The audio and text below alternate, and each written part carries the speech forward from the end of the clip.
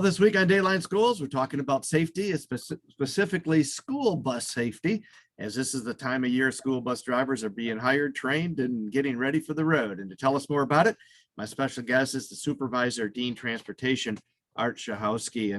And Art, what are the qualifications the state requires for school bus drivers? Well, especially for Dean, we require a perfect driving record. You got to be 7 years after your driver's license before you're eligible to be able to drive for us. So if you got it at 16, you would not be able to drive for us until you're 23. Again, your record has to be clean all the way back to when you started. We also do a fingerprint check and make sure your background is all clear. Once those things are done and accomplished, we send you for a DOT physical, get that all set so that you're medically able to drive a school bus. And then we start training you, studying for the four tests, your general knowledge, your school bus, your passenger, and your air brakes, that's Secretary of State.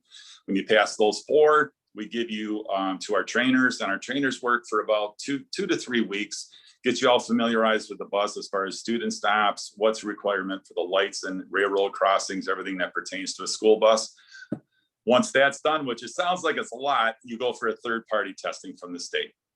And by that time, our trainers have you so set that there's absolutely no situation that you're not going to be able to handle with a third-party trainer.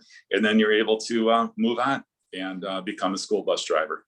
I know because you specifically, your group of drivers provide transportation for the special needs students in our county. Do you guys have extra training that they need to do too that you guys require?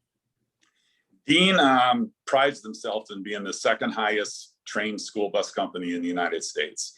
And with that said, our owner and CEO, Kelly Dean, he has improvised that CPR is mandatory, CPI is mandatory. There's a prerequisite class, orientation, of course, and then there's also 4 healthcare classes. The CPI is crisis prevention intervention. It's how to handle the situation that may arise with a student on a school bus.